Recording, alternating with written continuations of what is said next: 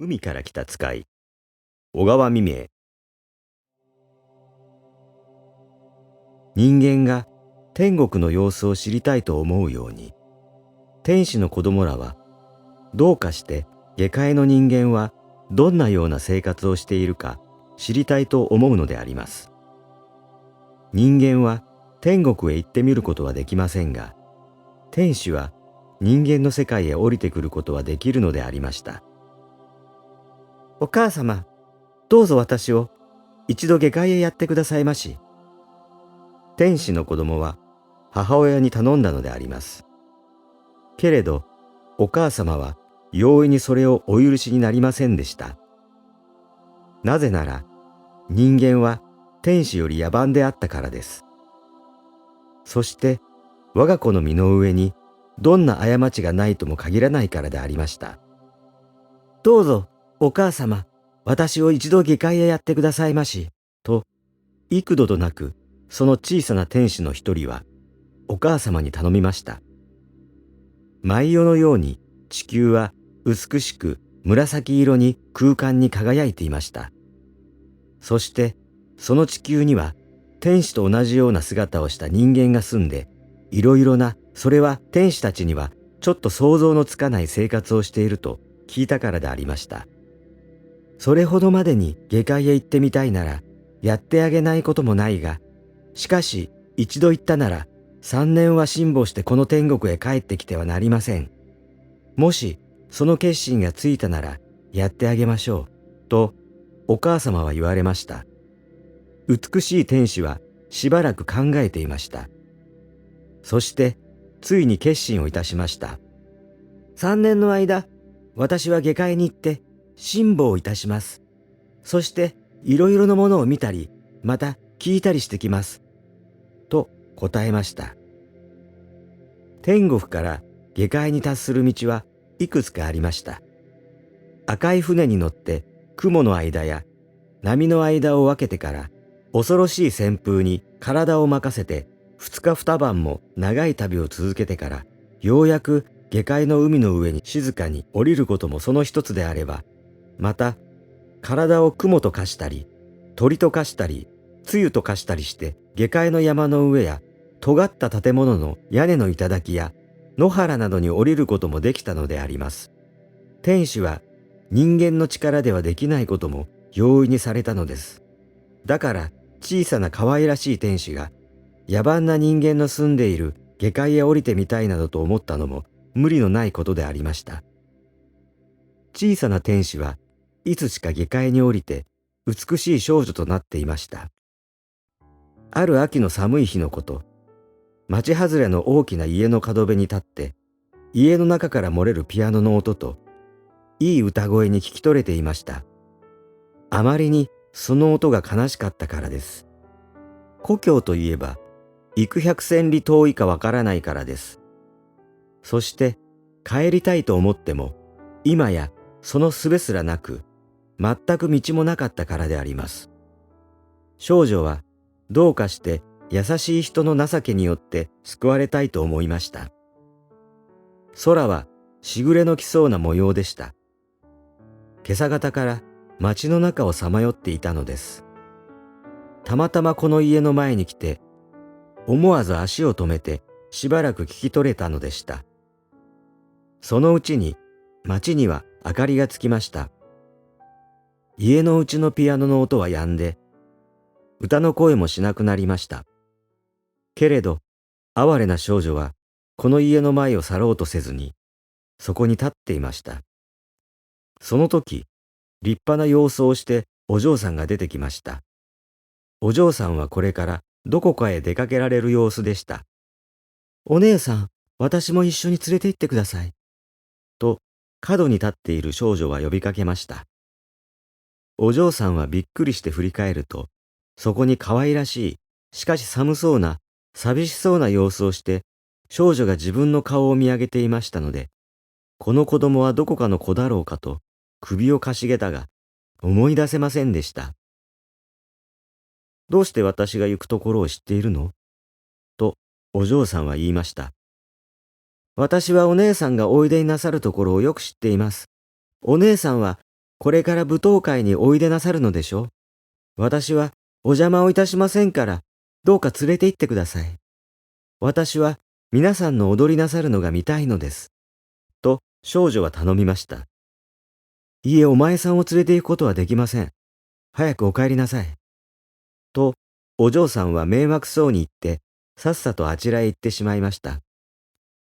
少女はお嬢さんの行方を恨めしそうに見送っていますと、お嬢さんの姿は、夕もやのうちに隠れて、消えていってしまいました。少女は仕方なく、寂しい方へと歩いて行きました。もう日は暮れかかっていました。町を離れると、家の数がだんだん少なくなりました。その時、道の上で、ちょうど自分と同じ年頃の少女が赤ん坊を背負って子守歌を歌っていました。この子守歌を聞くと、歩いてきた少女はすっかり感心してしまいました。なんという情けの深い歌だろう。天国にもこれより尊い歌を聞いたことはない、と思いました。そして少女は近づくと、赤ん坊をおぶって歌を歌っている娘に優しく問いかけたのであります。もう日が暮れるじゃありませんか。こんなに遅くなるまで、あなたは外に立って歌を歌っておいでなさるのですか。と、少女は言いました。赤ん坊をおぶっている娘は知らない少女ではありましたが、こう優しく問いかけられると、目に涙をためて、お母さんが病気なもんですから、乳をたくさん飲ませることができないのです。なるたけ、赤ちゃんを眠らせるために、こうしていつまでも外に立って歌を歌っているのです。と言いました。少女は娘の言うことに深く同情いたしました。そんなら夜中でも起きて、あなたは歌を歌いなさるのですか。夜中に起きても、私は牛乳を飲ませたり、泣くときは森をしなければなりません。と娘は答えました。美しい、優しい少女は感心してしまいました。私が今夜、あなたに代わって赤ちゃんの森をしてあげましょうか。と少女は言いました。ありがとうございます。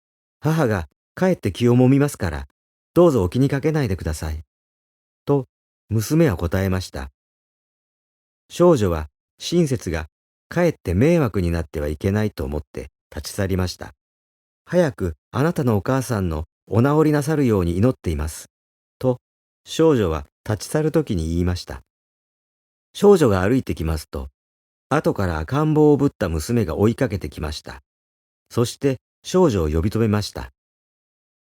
あなたのお家はどこですか。少女は寂しそうに娘の顔を見て微笑みながら、私の家は遠いんですの。と答えました。娘は聞いてびっくりしました。あなたはこんなに暗くなって、どうしてお家へお帰りになることができないのですか。汚い家ですが、今夜私の家に泊まってください。と娘は真心を込めて言いました。私のことならどうぞお構いなく。と言って少女はとっととあちらへ去ってしまいました。その晩は雨になりました。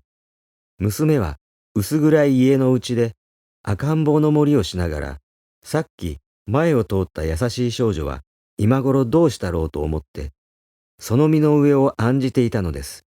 しかし、この世からお母さんの病気はだんだんいい方に向かいました。いつの間にか冬が来ていました。木枯らしの吹く夜のことです。地の上には2、3日前に降った大雪がまだ消えずに残っていました。空にはキラキラと星がすごい雲間に輝いていました。ここに哀れな年を取ったあんまがありました。毎晩のように杖をついて笛を鳴らしながら町の中を歩いていたのでした。あんまは坂にかかって地が凍っているものですから足を滑らしました。その弾みに懐の財布を落とすと、口が開いて銀貨や銅貨がみんなあたりに転がってしまったのでした。あ、しまった。と、あんまは慌てて両手で地面を探し始めました。指の先は寒さと冷たさのために傷んで、石ころであるか土であるか、それともどうかであるかさえ判断がつかなかったのでした。通る人たちは脇見もせずにみんな寒いので家の方へ急いでいました。また通りがかりにこのありさまを見た人の中には、拾ってやって相手がめくらだからかえって疑われるようなことがあってはつまらないと思ったり、また中には自分で後から来て銭を拾ってやろうと良くない考えを抱いたような小僧などもありました。ちょうどその時、優しい少女が通りかかったのです。なんという人間は浅ましい心を持っているのでしょうか。天国にはこんな考えを持っているようなものや薄情なものは一人もいないのに、と思いました。おじいさん、私が拾ってあげます、と少女は言って、銀貨や銅貨を拾ってあんまの財布の中に入れてやりました。年を取ったあんまは大変に喜びました。今夜は道が凍って滑りますから、出まいかと考えたのを出たのでこんな目に遭いました。誠にありがとうございます。と言って、幾度となく礼を述べました。優しい少女はあんまの手を引いて家へ連れて行ってやりました。家ではおばあさんがこんなに寒く道が滑るから怪我でもなければいいがと心配していました。そこへあんまのおじいさんは少女に手を引かれて帰ってきました。おばあさんはおじいさんから今夜少女に助けられた話を聞くと大層感心して厚くお礼を申しました。二人は少女にどうか上がってくれと言って家へ入れて火を焚いて温かにして少女をいたわりました。お嬢さんはこの町の人ではないようですが、お家はどこでいらっしゃいますかとおばあさんは尋ねました。少女は急に寂しそうな顔つきをしました。この世界には私の家というものはないのでございます。私は全くの一人ぼっちで、今日はこの町、明日はあちらの町というふうに歩いています。と少女は答えました。するとおばあさんもおじいさんも呆れた顔つきをしました。まあそんならお母さんもお父さんもおありなさらぬのですかと二人は尋ねました。私のお母さんもお父さんもここから遠い遠い歩いては行かれないところにいらっしゃいます。と少女は答えました。おばあさんはうなずきました。二人ともお亡くなりなさったので、あなたはみなしごなんですね。と言って一人でそう決めてしまいました。めくらのおじいさんはおばあさんの袖を引きました。優しい子でもあるし、両親がいないというのだから、幸いうちの子にしてはどうだな、と顔をおばあさんの方に向けて小さな声で言いました。おばあさんはじろじろと少女の様子を見て、みなしごにしてはあまりきれいでどことなく上品なので、何らか腑に落ちない様子に小首を傾けていました。そうお前さんのようにやすやすと決めていいものですかと怒り声を出して言いました。おばあさん、よく考えてみるがいい。こんな子供があったらどれほどうちの役に立つか知れないぜ。とあんまは言いました。おばあさんはなるほどとうなずきました。そこで急に声を優しくして少女に向かって、どこのお嬢さんですか？知りませんが今のお話のような身の上でしたら、私のうちの子になってくださいませんか？実は私たちは二人きりで寂しくて仕方がないのですから。とおばあさんは頼みました。少女は遠い空の彼方のふるさとを思い出しました。いつもふるさとのことを思うと悲しくなりました。私はここのうちの子になってしまうことができませんけれど、少しの間でよければお手伝いをしてあげます。と少女は答えました。そんなら少しの間でもいいから手伝いをしてください。と二人は頼みました。優しい少女はこの日からおばあさんやおじいさんの手伝いをして親切に二人のために尽くしたのです。老人夫婦は決して心の悪い人ではありませんでしたから、少女は辛いことがあっても我慢いたしました。そして夜はあんまのおじいさんの手を引いて町へも行きました。おじいさん、寒い晩ですこと。と少女は歩きながらおじいさんに向かって話しました。ああ、早く春になって暖かになってくれるといい。と、おじいさんは言いました。木枯らしが吹いていました。そして、星の光がピカピカと今にも飛びそうに空に光っていました。少女はじっと星の光を眺めて、ふるさとを思い出していたのであります。春になりました。海の上は穏やかに、山には木々の花が咲いて、野原には緑色の草が恵みました。ある日のこと、町の人々は海の上に不思議な景色が見えると噂しました。それは蜃気楼なのであります。おばあさん、海の上に不思議な景色が見えると言いますから行ってみましょう。と少女はおばあさんに言いました。ああ、いいお天気だからお前だけ行ってみておいでなさい。私は年寄りだから歩くのが大層です。とおばあさんは答えました。少女は一人で海へ行ってみたのであります。限りもなく海原は青々として霞んでいました。太陽の光はうららかに波の上を照らしていました。町の人々はたくさん海辺に出て沖の方を眺めていました。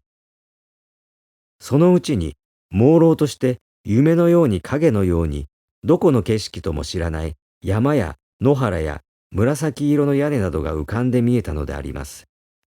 ああ、私のふるさとの景色だこと。と言って少女は飛び上がりました。天国から下界へ来ては早3年の月日が経ったのであります。その間にいろいろの人間の生活に触れてみました。しかし今やふるさとに帰る時が来たのであります。町の人々は不思議な景色が見えなくなると家の方に帰りましたが、少女だけは岩の上に立って沖の方を一緒に望んでいました。そのうちに一艘の赤い船がこちらを指して漕いできたのです。少女を迎えに来たのでした。少女はそれに乗ると再び天国を指して去りました。この優しい天使は永久にこの下界に別れを告げたのでした。天国には優しい天使のお母さんが我が子の帰るのを待っていられました。3年の間下界に苦しんできた子供に何の変わりもなければいいがと心配していられました。小さな天使は無事に再び懐かしいお母さんを見ることができました。お母さんはやはり心の美しい汚れない我が子であるとお知りなさると本当にお喜びになりました。姉の天使も弟の天使もみんなが下界のありさまを知ろうとこの優しい天使に取り囲んでお話を伺いました。小さな優しい天使は下界で見たことと知ったことなどを語りました。そして正直な哀れな人たちに幸福を与えてやりたいと答えたのであります。